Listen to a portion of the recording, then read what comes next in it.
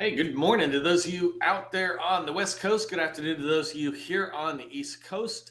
I see a lot of people in their chat. I really appreciate seeing that. I like it when you do that because this is not just about training. This is about a community, a network for you that we create and we bring to you. So there's a ton of people in the training. I'm sure we're going to go over 200 people again live today on March 1st. So we're in a new month. I like to start off the training before we get started in the official part about capability statements. Let me just turn my captions off. I like to give a tip for those of you showing up early and on time as a way to say thank you for doing that. And my tip for you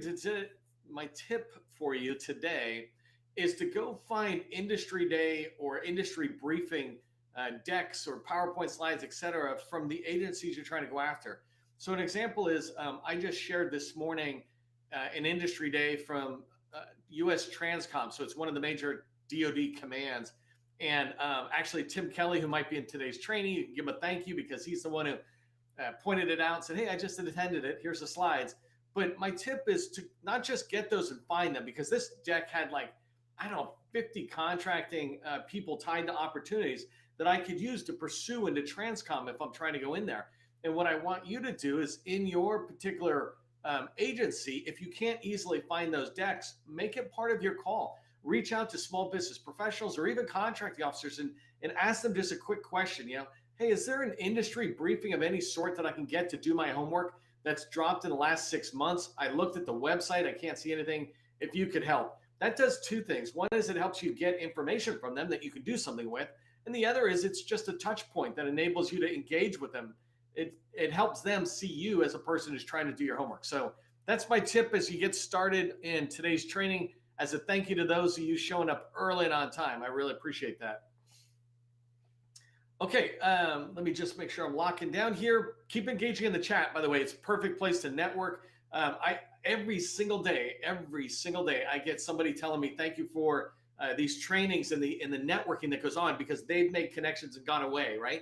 It doesn't include me. I'm just here helping this happen, but engage. If you see people where it makes sense for you to connect.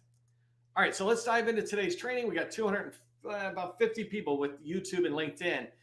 If you haven't come over to LinkedIn, please come over. Make sure you're connecting with me. I'd love to have a connection with you. If you're in the GovCon space, definitely connect with me so that you can track on all the content I put out. Plus, I always like learning about people who are out there that might be able to be teamed up with somebody else I know.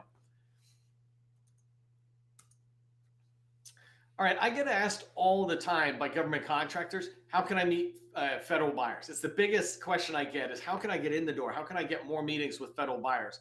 And I put out a lot of training on this, but the one way that I really like and I want to talk about today is making sure that your capability statement is helping you get in the door, not hurting. And so examples of it hurting is if it's too crowded, if there's too much information on there, it hurts you because the person says, well, I'll get back to it later when I have time to really consume it. And what I'm going to talk to you about today is this idea of doing the opposite of that so you can really drive in on your capability statement. And when it's handed to somebody, it really is serving you well. And I'll talk about how to make that happen. Throughout this training, and I'm going to talk more about it in a little bit, I really want you to understand that a capability statement only has 6 seconds to get across its message before something else happens that you don't want. For example, they say, well, I'll get back to that. I'll look at it later. I'll put this in the pile. You want them to actually do something with it. And I'll talk more about this, but basically you want them to say yes or no in 6 seconds. You don't want them to have to wait till later to make it something as simple as, would I have a meeting with this company? And so think of capability statements like social media. In social media, you have just a split second, not even 6 seconds, right? You have just a split second to be able to get somebody to want to stop and look at your post. More importantly, think about how you look at LinkedIn or Facebook or Twitter or whatever it is that you use when you're scrolling, right? The whole point of these people who are posting content, me included, right, is to catch your eye, get you to stop for a second. And that hook is designed to get you to come in. So my hook might be capability statements that get meeting. You go, hey, you got me to stop, Neil. Now tell me more. Make me want to come to that training. And in your capability statement, it's supposed to do that same kind of thing. It's designed to kind of help people drive in. And I'll talk to you a lot more about that. So in this session, talking about capability statements that get read, Every single time is what I want to happen. And then to get you meetings, I'm going to cover in 3 different sections this topic. The first thing is I really want to dive into the purpose of capability statements. It's important for you to understand that capability statements are a marketing asset and they have a specific purpose. They don't do everything, they do one thing. The second thing I'm going to cover down on is what a capability statement should look like. I'm going to give you the best layout. I've been doing this for a long, long time. And forget about the fact that I've been in government contracting a long time. I have helped thousands and thousands of small businesses in the last 5, 6 years really look at the capability statement to turn it into something that is not winning awards, but getting meetings. And so we'll talk about the layout that I recommend for you. And then the last part of today's training is going to be how capability statements are received by the federal buyer when you're sending them. What's it like when they're getting it? And I really want to talk about that. So if you're along for the ride for capability statements that get read and get you meetings, put get meetings into the chat. Let me know that you're excited about the topic. If you don't know who I am, my name is Neil McDonough. I'm the president of the GovCon Chamber of Commerce, and I want to welcome you to my federal sales training where I provide tips for success in the federal market. I spent 20 years in the federal market as a small business owner, and since 2018, I've been helping people like you realize that government contracting is not a secret, it's just a process. When you follow a process A to Z, you're going to have repeatable, predictable results. That's what I want for you. That's what I want for your company. And as it relates to today's training, that's what I want for the capability statement, that it has repeatable, predictable results. It will get me meetings, right? It will get you meetings. So that's what we're going to cover down on. That's what I like teaching every single day. We've done almost 500 of these trainings in the last 2 years. If you haven't already, subscribe to my newsletter, the Government Contracting Success Newsletter. I put a ton of content out there that is 100% relevant to your efforts in the federal market as a government contractor, whether it's training or contact information into agencies or agency insight like strategic plans, whatever it is, it's exactly the information I gather for my customers. And I'm like, well, as long as I got it for them, I might as well share it to the entire community. I believe in see something, say something. And in this case, it's see a strategy, share a strategy. And then the last thing is I just wanted to say thank you to the people who registered. If this was you, thank you. When you register for training, it's a simple way to say thank you to us. We really, really appreciate it. That's the first thing. And the second thing is when you register, LinkedIn pushes this out to more people. They let other people in our community know that we're doing this training session, that we have this community, you and others. And so they invite more people in and we grow our community bigger and bigger. We're almost at 300 people live today on this training. That means I'm talking to you. You and I are talking for training, but you have a chance to network with 200 plus people in the chat and to engage in there. And so it's a really good community, but it starts when you register for training.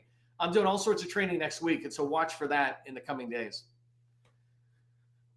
Very quickly, just a quick shout out to one of the large companies I work with just on the side. A friend of mine is at a large company. They're doing about 120, and they're looking. And the reason I'm putting this shout out is because he wants to work with smalls. I train smalls, and so I want to give you an opportunity to meet a large. But he's looking for people in the cloud, the AI, or emerging technology space, and the cyber and data spaces. If that's you and you've got 3 past performances, reach out to me and just send me a direct message on LinkedIn. Send your UEI because I'm going to go look at your company really quick before I make an introduction to him. I want to make sure I'm sending him people that are kind of visually experienced, right? This is for a little bit more advanced companies. Okay, let's dive into the meat of today and begin with the purpose of the capability statement. The whole idea of capability statement is to get a meeting. There's 6 marketing assets that I teach in government contracting. It begins with the dynamic small business search or your small business profile. Then it goes to capability statement, your LinkedIn personal profile, your LinkedIn company profile, your capabilities briefing deck, and your website. Your website's last because that's the least helpful to you in government contracting, in my opinion. But the idea is these 6 marketing assets, each one of them has a specific purpose. And and just so you know, DSBS, it's about getting you found. Capability statements are about getting you a meeting. And that's why I titled today's training about getting read every time and getting you a meeting. Capability statements are not there to inform your buyer, right? It's not there to talk a whole bunch of stuff. It's not a white paper. Your website is there to inform. And so you want to understand the difference on that.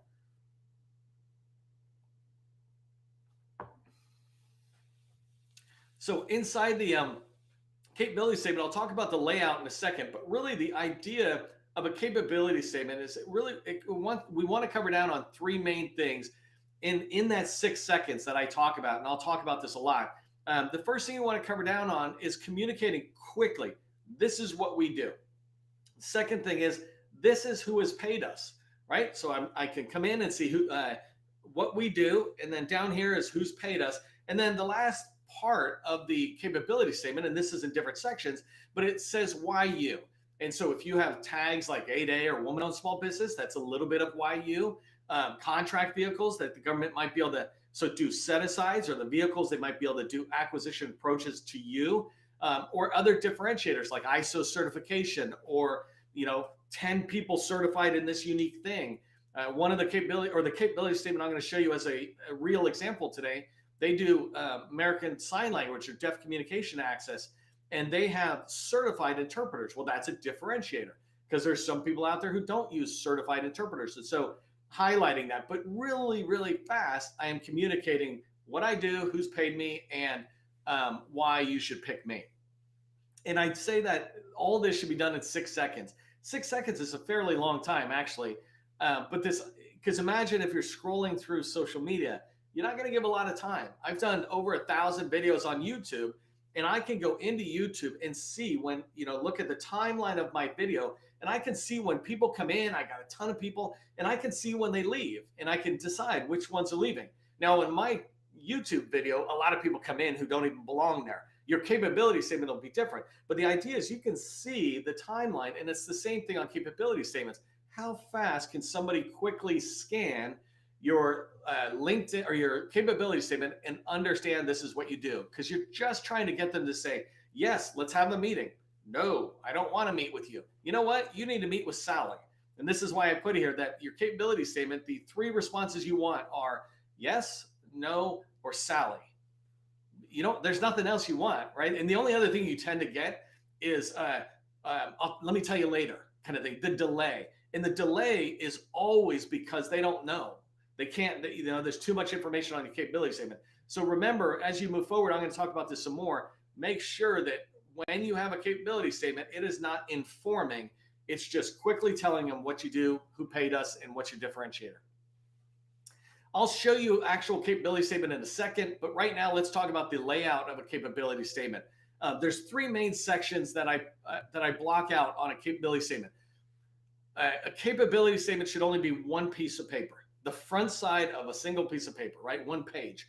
The front side only. Anything extra is just trying to inform them of everything else, right? It's this idea of like, whoa, I got to tell them about this. What about this? What about this? It's like, if you can't sell me in 2 seconds, why would I buy in 10 minutes? Somehow you have to be able to say, hey, we do flooring. No kidding. I do floor. I need floors. I have floors. Let's talk. Or you say, I do flooring. And they go, well, I do cybersecurity. So this is not a match. No, right? I don't need to talk to them a lot more about the quality of my floors and how I have many different types of floors or something. I just need to know, are you in cyber? Then you're probably not going to care that I do floors, right? Hopefully that makes sense. So the best layout that I like is in this 3 sections, right? A header, a body, and a footer. And in the header, and again, I'll show you in a minute, you have your company logo. That's hyperlinked back to your website. The next thing you have in the middle, you have the words capability statement, and right below that, you have your UEI and your cage code. Don't use the DUNS. That's old school. Get rid of it. Walk fast away from anybody who says, oh, you should still have your DUNS number. That's not embracing change. The UEI is the number. So UEI and cage code. By the way, a quick little tip. Never, ever share your EIN, right? I've been seeing companies do this sometimes where they share their EIN. That's basically your social security number for your company. It's your tax ID. That is a very precious number, so like your social security. The whole point of a UEI is to protect the EIN.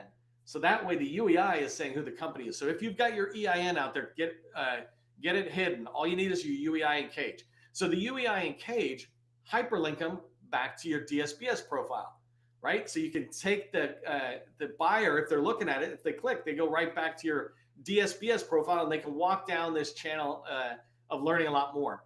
And then the last two are tags and best vehicles. So again, I just call it tags, but if you're an SBA certified woman-owned or SDVO or something, go ahead and put that tag right on the top. We have in the industry this way of saying, don't lead with your tags, right? And what that means is don't say out loud, hey, I'm a service disabled veteran owned small business. You should love me. You should give it to me.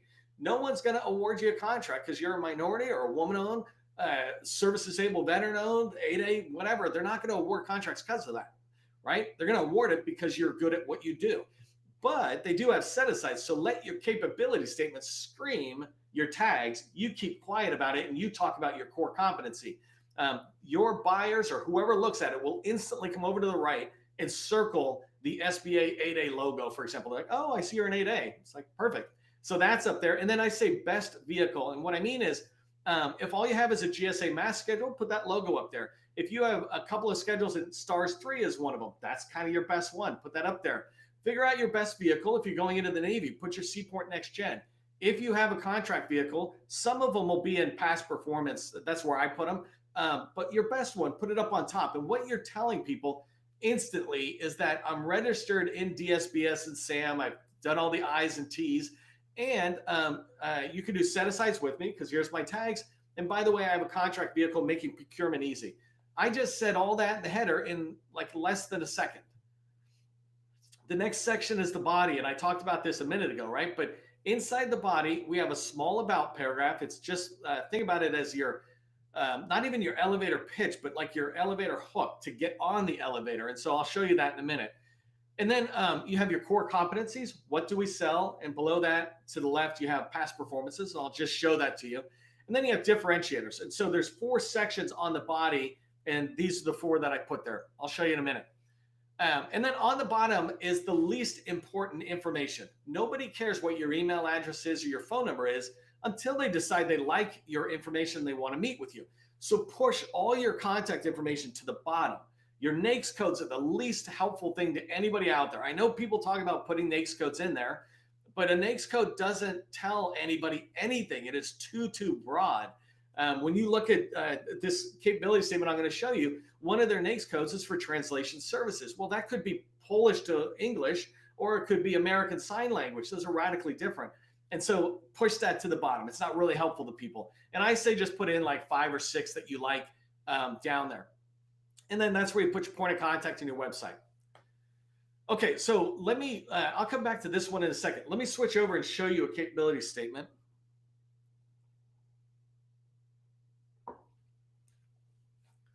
So let me come back here. I'm just going to go into LinkedIn because Nina here, Nina Martin, and you can connect with her. Let me close all of this. So she does deaf communication access, administration support. You can see this on her profile. By the way, she's in our community, so definitely reach out and connect if you're in the federal space. And but I want to show you her capability statement because this is an example of laid out, pure and simple. So she keeps it right here on LinkedIn. It's what I encourage you to do. Put it in your featured section. And I'm just going to open it up. You can see it here. I just wanted to show you for 1 second where it was at, but I'm going to actually pull it up here because it's a little easier for me to see. The first thing I want you to notice is how clean and crisp it is.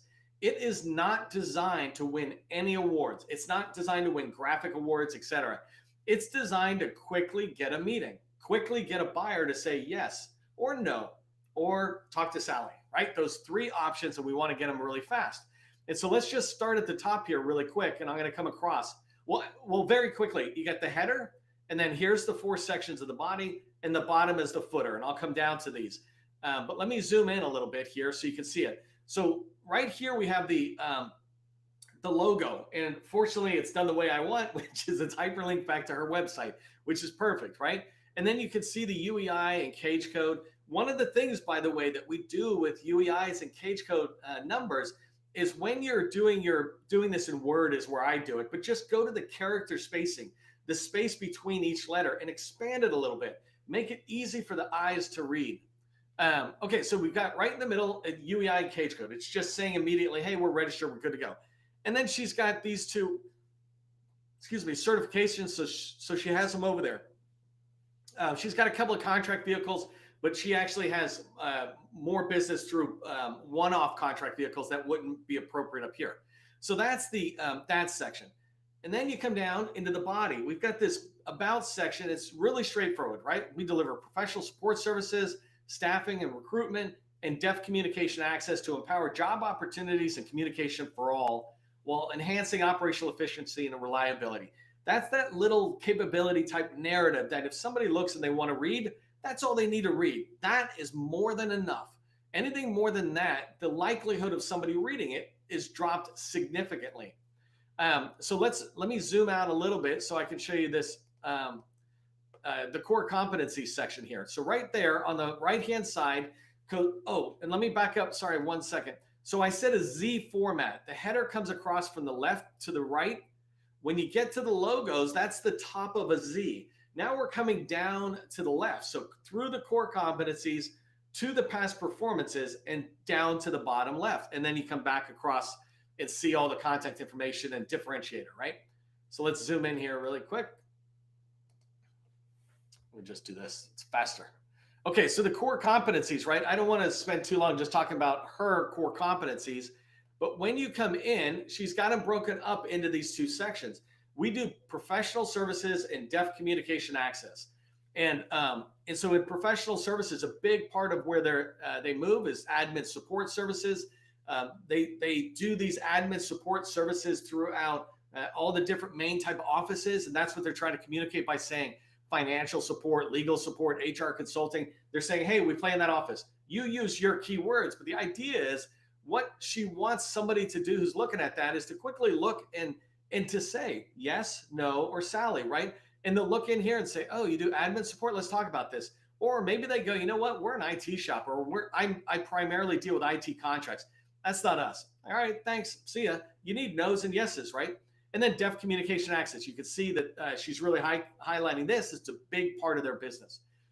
So then coming down on the Z, you've got the past performance. And let me just zoom out for a second here. I don't need you to read so much all the words, but I want you to see how we break it up. And this is just my recommendation on how to break up past performances. I like breaking it up on here's who we've helped and here's example projects, right? So you can do what you want, but you notice how much white space is in here. It's designed to make it easy for a reader to quickly zoom in. So the top part of the past performance is getting Graham, so Nina's company here, to be seen as, wow, they're doing business in Navy, NASA, DHS, DOJ. I mean, even now I'm looking at it, I'm like, wow, that's a lot, right? And so these are a lot of their current and some a little bit past customers. This is a big deal because it instantly establishes credibility.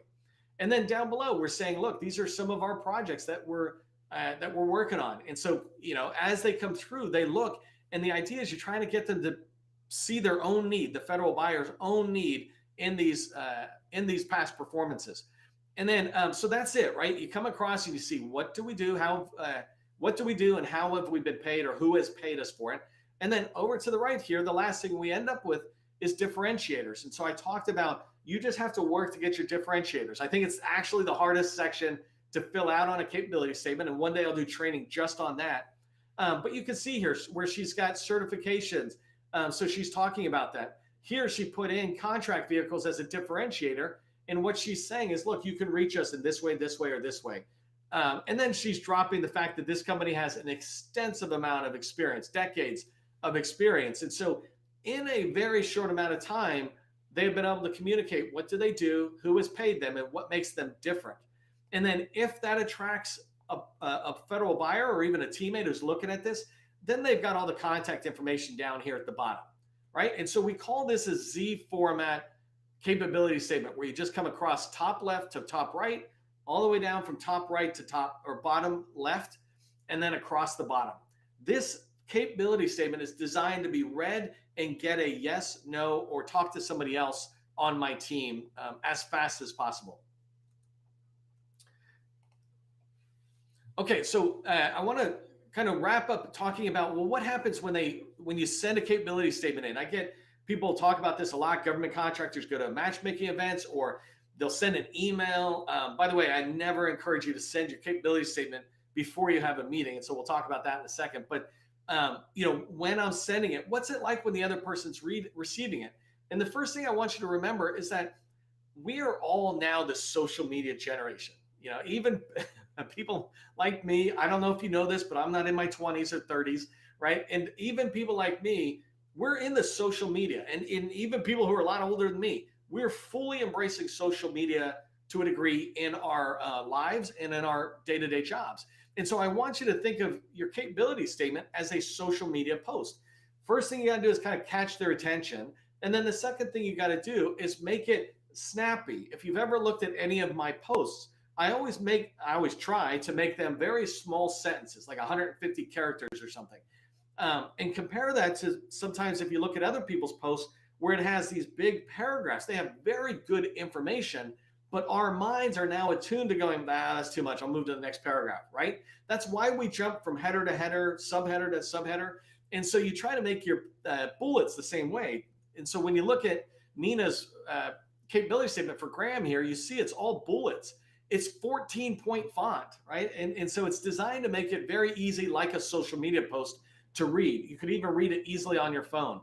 And so I put here in the third bullet, right? Do you like reading small font, 11-point font, 12-point? Then don't do it to anybody else.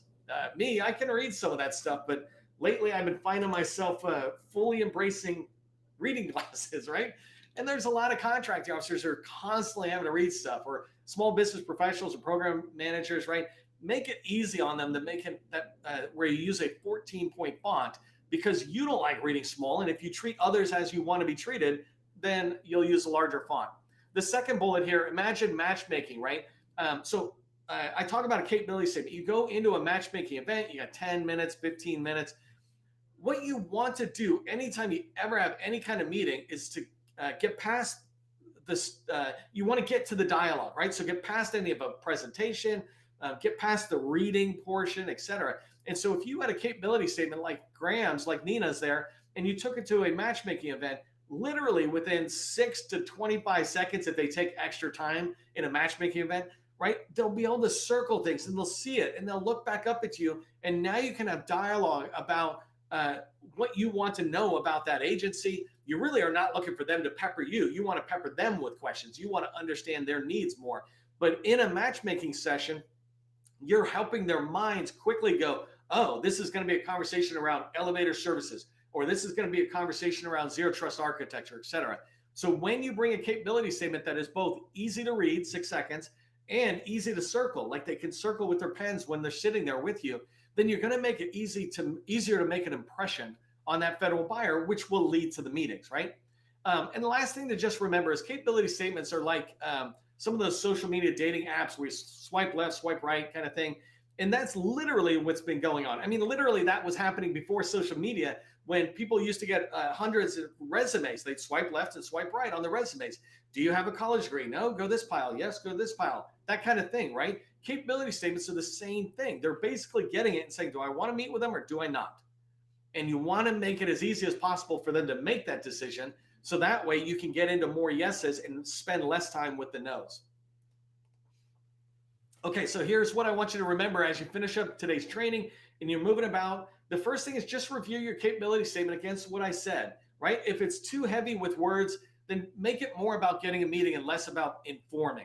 The second thing I want you to do is, like Nina, go put it onto your LinkedIn profile. Get that thing out there so that people can see it. Don't keep it secret. And then the last one is inside of DSBS. If you don't know this, go to connect.sba.gov and upload your capability statement into your DSBS profile. I actually saw somebody yesterday. I was doing some research on competitors, of my customers, and I saw a competitor who has a 2018 capability statement in there because it just got thrown in there accidentally. Go look at your DSBS profile today and see if you need to update it or if you need to add it at all.